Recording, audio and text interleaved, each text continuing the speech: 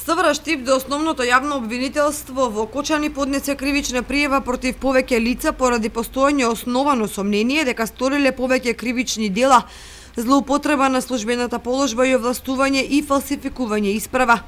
МВР денеска соопшти дека кривична пријава е поднесена против лицата БМ 65 години од Кочани, стечаен управник, управител на ТП Богдан Глигор Митевски ДОЛ Кочани, ЗА 54 години, БН 53, ФЦ 65, сите тројца вешти лица од Кочани, потоа ЗП 48 од Радовиш, управител на оранжерии и воденичар ДОЛ Кочани, ГБ 50 од Штип, управител на Интернационал А ДОЛ Кочани,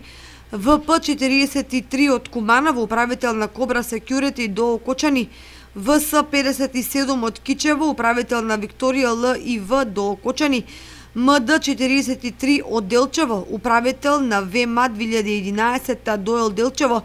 ДЛ 64 од Штип, управител на СВИТ ЛБТ ДОЛ Кочани, МГ од Кратово 38, управител на Корзо Зорбас ДОЛ Кочани, СД 22 години од Штип, управител на Студио Стефани ДОЛ Кочани,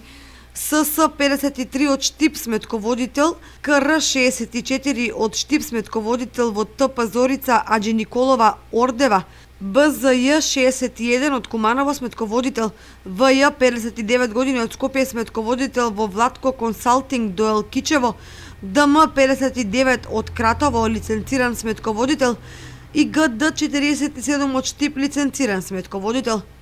Осомничените со противзаконските дејствија, избегнувајќи го плаќањето на обврските спрема буџетот на Република Македонија по различни основи, како и плаќањето спрема останатите доверители во наведените 9 правни субјекти,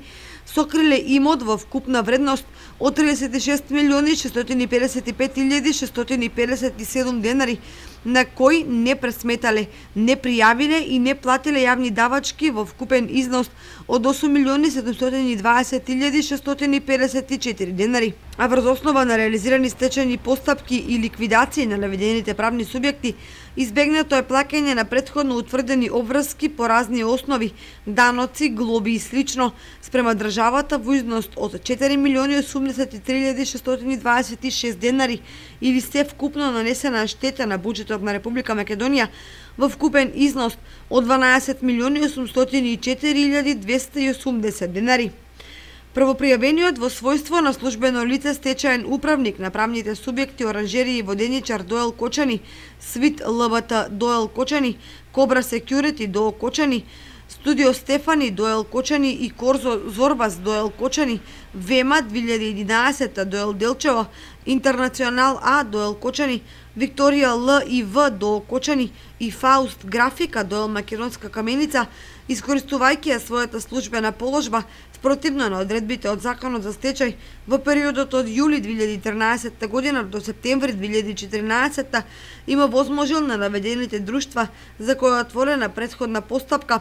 да ги избегнат обврските кон државата и другите доверители, туку постапките односно за истите да не се отвора и води стечајна постапка согласно член 69 од Законот за стечај да бидат завршени по принципот отвори заклучи согласно член 68 од наведениот закон и на тој начин да бидат ликвидирани и избришани од трговскиот регистар и регистарот на други правни лица во Централниот регистар на Република Македонија.